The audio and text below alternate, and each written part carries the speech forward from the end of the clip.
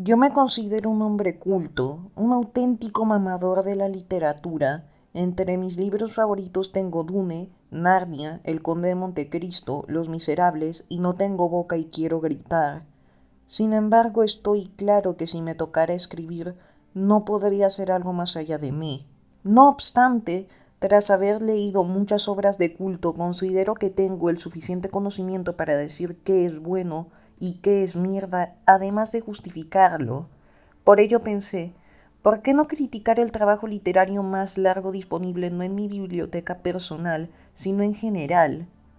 Pensando que mi trabajo sería reseñar, no sé, El Señor de los Anillos, El Silmarillion, o lo que fuere, pero no.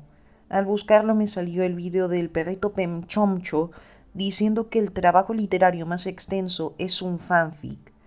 Esto no sería gran cosa si no fuera porque hablamos de un fanfic de The Loud House, serie con un fandom conocido por ser enfermizo. Pero como quiero visitas para tener plata y pagarme la boda con Gwen, aquí estoy arriesgando mi salud mental. El prólogo abre con muchos problemas. La narración dice, y cito, el prólogo abre con una voz distante en el espacio, además de poner al narrador como si fuera un personaje con diálogo de estilo directo. A nivel narrativo esto es incorrecto, pues el narrador solo puede ser en primera persona como testigo o protagonista, o en tercera persona como observador u omnisciente. Claro que ha habido novelas experimentales que se narran en segunda persona, pero este no parece ser el caso. Además, esto hace que el relato parezca un guión de película o teatro. Otro particular problema en este fanfic es que se menciona desde el principio que los Lao tienen, y cito, poderes sobrehumanos omnipotentes. En la ficción, la inclusión de poderes divinos u omnipotencia crea un problema de manera intrínseca, pues si un personaje posee omnipotencia, escalarlo se vuelve difícil. Un ejemplo de esto es Goku. Supuestamente tiene el poder de un dios, pero un tipo cuyo único don es tener el cuerpo como Ricardo Milos, logró ponerlo tan contra las cuerdas que tuvo que fusionarse con otro personaje con poder divino.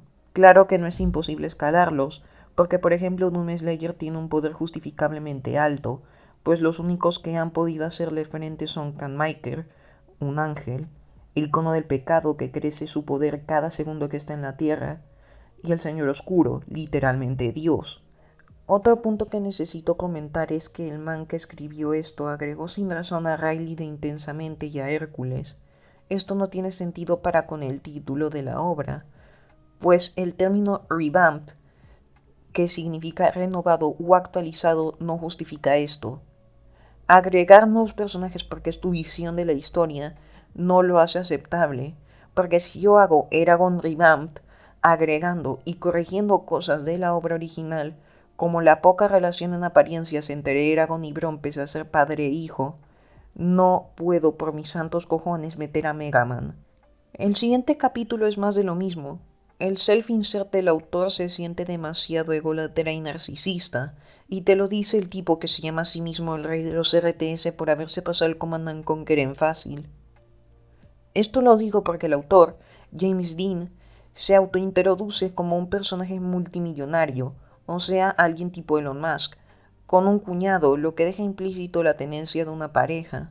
No conforme con eso, no solo es que use personajes de otras franquicias, sino que hasta roba de otros autores de fanfics, pues menciona una tal Laney Loud, la cual pertenece a otro autor, además de que menciona una ciudad de las chicas superpoderosas, como el nuevo lugar de estadía del autor, aunque se supone vive en donde carajo se supone que viven los Louds. Respecto al capítulo en sí mismo, es solo una introducción del autor a todas las hermanas de Lincoln. Nótese cómo a mitad del capítulo aproximadamente Lincoln se disculpa por haber contado mal y dice tener 11 hermanas, mencionando a Lanny Loud. ¿Cómo se te olvida tu cantidad de hermanos si no has tenido uno en un plazo reciente? Quiero decir, si la más joven tiene 15 meses, ¿cómo te olvidas que tienes una hermana niña, adolescente o adulta? Esto solo demuestra que el autor quiso improvisar a mitad de capítulo, lo cual no se puede hacer. Cada cosa que escribes se vuelve en un momento u otro un arma de Chekhov, o sea, algo que eventualmente usarás en la historia.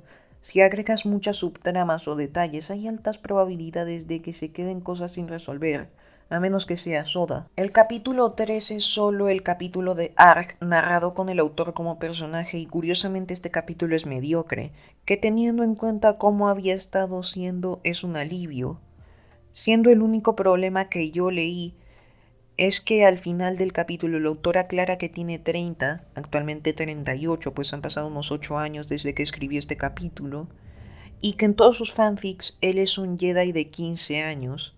Obviamente, mamahuevo, puto fandom de Star Wars siendo raritos. Por su culpa no digo que me gusta la franquicia.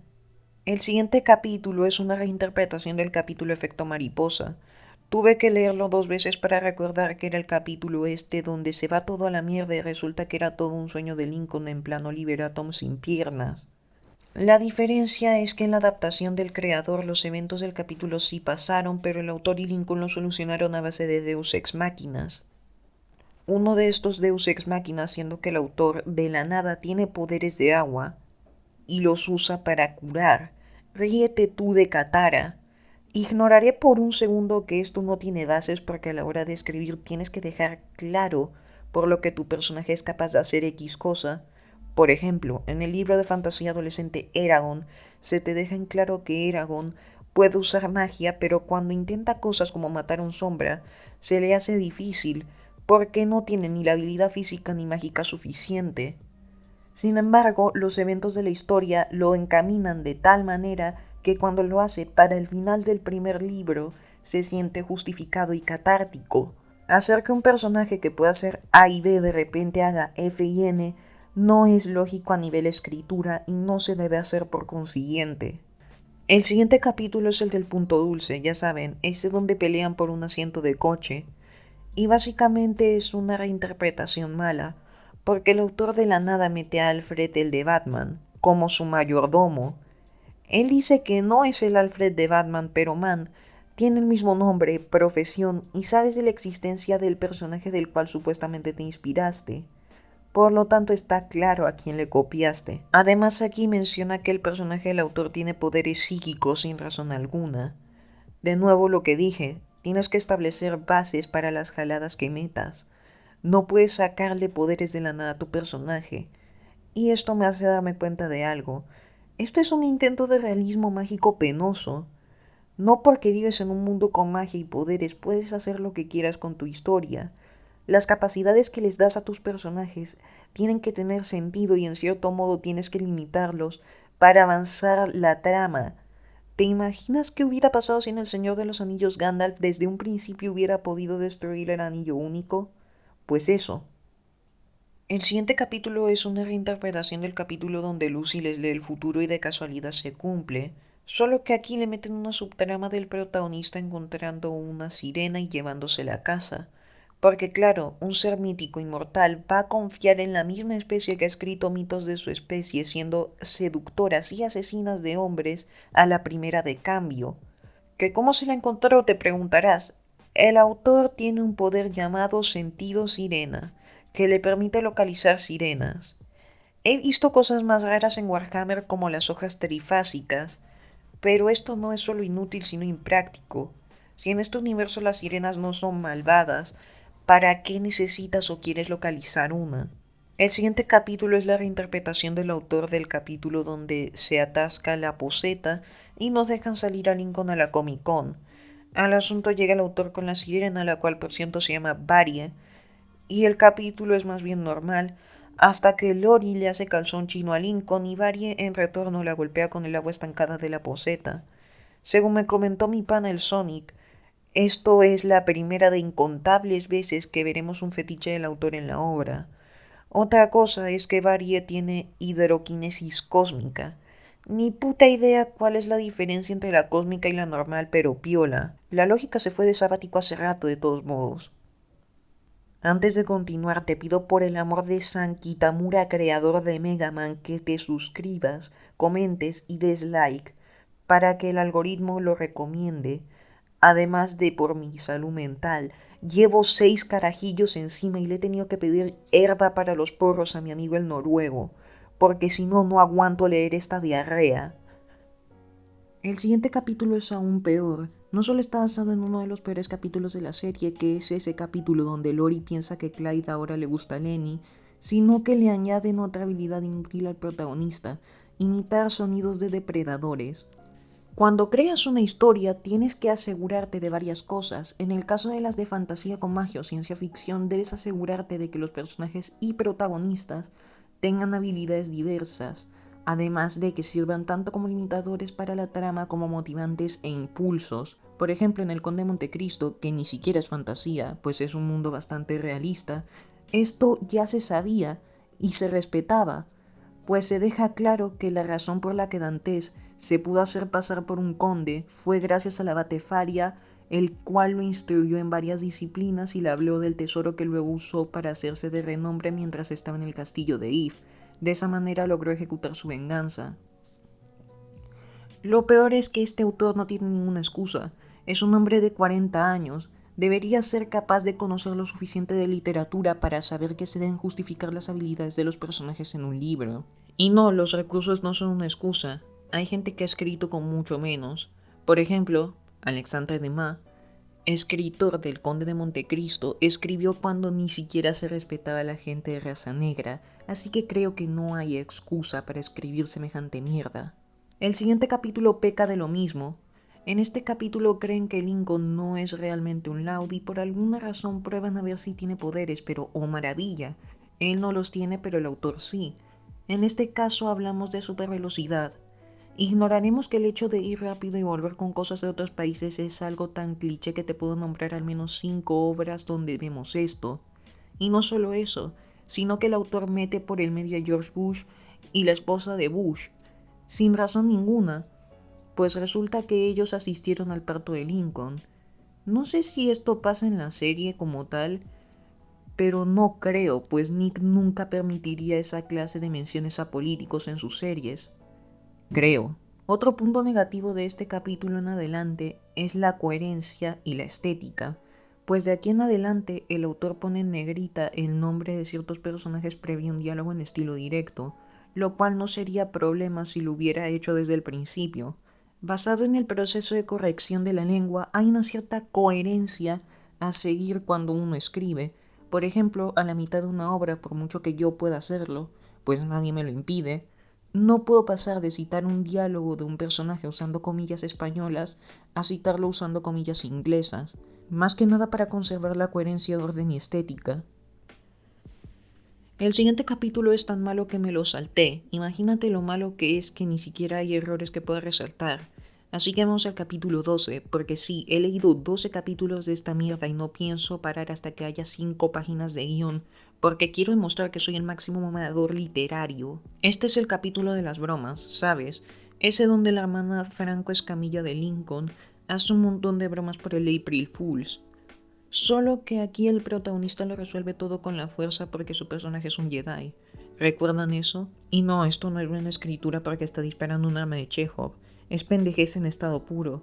Porque poniendo un ejemplo que todos puedan entender, cuando Luffy de la nada saca el Gear 2 porque dice que los trenes a vapor y el Gear 3, sí, es elástico, pero eso no explica cómo se saca poderes del culo. Otra incoherencia es que el autor hace que su personaje tenga acceso a los rayos de la fuerza que son un poder Sith, y cómo de la nada tiene un sable de luz.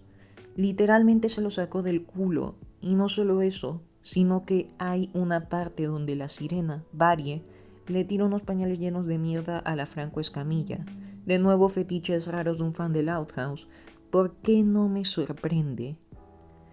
Después de eso, una broma de la Laud Franco Escamilla casi mata al self-insert del autor, el cual por alguna razón le dice mi amor a Varie. Man, eso solo nos sale a los latinos, no vengas tú con tu cuerpo de yuca a querer copiar, gringo. El siguiente capítulo es la interpretación del autor del capítulo donde Lincoln le cae insultos a Lori y tiene que borrar el mensaje antes de que lo vea. Pero lo cambia, pues aunque están ahí Laney y Varie son irrelevantes as hell, y lo único que cambia es el final, pues se descubre que Lori ha sido irritable por todo el transcurso de la obra porque la explotan laboralmente, hasta que por fin este mamahuevo hace algo bien. Esto es bueno porque agrega profundidad, pero meto la mano y los cojones en el fuego a que no tardará ni un capítulo en olvidar este desarrollo. Como dato curioso, el autor para este capítulo fue que obtuvo derecho legítimo a usar el personaje Laney Loud.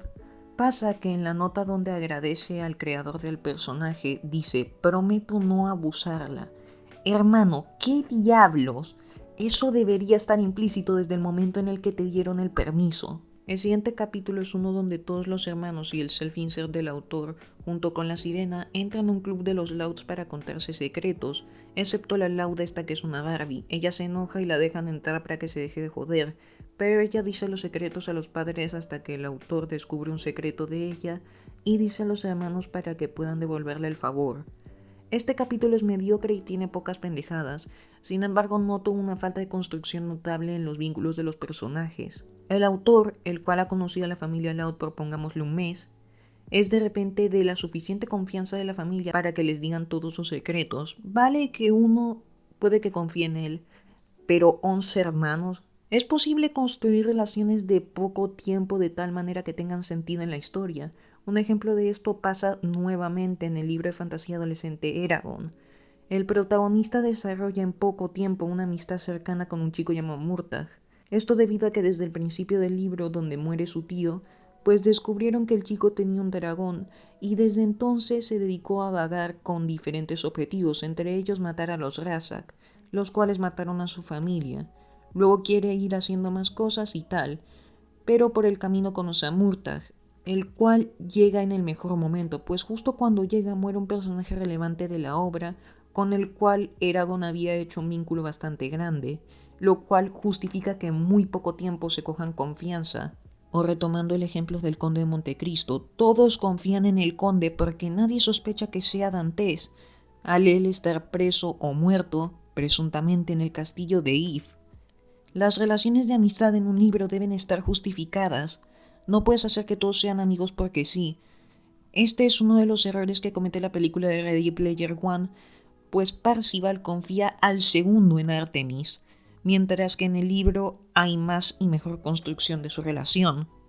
Ahora en el que espero sea el último capítulo que debo reseñar, el número 15, tenemos un especial de Halloween. Si ya son soporíferos en TV, imagínate leerlo.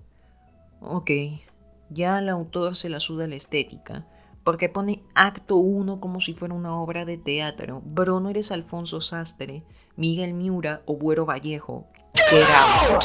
Resulta que por alguna razón Don Mamagüevo metió a Joey Anderson, un jugador de hockey o fútbol americano, un deporte de estos que le gustan a los gringos. Esto no suma ni resta la historia, solo rompe el principio de cohesión y coherencia en una narrativa. Otra cosa que pasa en este capítulo es que intentó integrar música como parte del capítulo. Déjame decirte, esto no funciona. La música solamente escrita no te dice nada.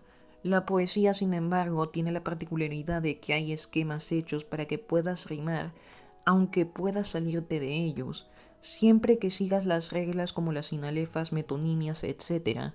Sin embargo, una canción solamente escrita sin soporte de un ritmo o base son solo palabras. Por ejemplo, Pump It Up Kicks de Foster the People es un poema en verso libre de un tiroteo escolar, pero con las bases, instrumentalización y ritmo logra transmitir algo que dista mucho de lo que dice realmente la letra. Esto por no mencionar que aquí el autor le agrega otro poder a su personaje, cambiar de formas. ¿Por qué puede hacerlo si su personaje se supone es un humano? Ni puta idea, socio. Aquí no existe tal cosa como la cohesión o la coherencia. Por último, como observación, este capítulo intenta construir un mundo en plan microcosmos. Esto no funciona. Un fanfic se supone está hecho para evitar construcción de mundo. Por agregar 4 personajes extra no construyes un mejor universo. Si te la pasas dándole foco a los mismos personajes, nunca podrás construir un microcosmos o un universo. Esto solamente funciona en libros de aventuras como Narnia, donde el viaje de los personajes, por mucho que sean siempre los mismos, hace que el lector aumente su conocimiento sobre el universo de los personajes. Sin embargo, esto no funciona en el fanfic, pues quiere ser más, pero simplemente no da. Loud House es una serie para niños, no un microcosmos como Comala de Juan Rulfo. Y antes de proceder con los créditos finales te digo, no tienes razón para leer esto. Hay muchas obras mucho mejores disponibles gratis en Google. Por ejemplo, ahí tienes El Conde de Montecristo totalmente gratis. Dicho esto, ya hemos criticado 15 capítulos a lo tonto. Te recuerdo que si este video tiene apoyo subiré más partes, además de que puedes suscribirte o seguirme en X, Instagram o TikTok para apoyar mi contenido. Y sin más que decir, yo fui Jake y hasta la próxima.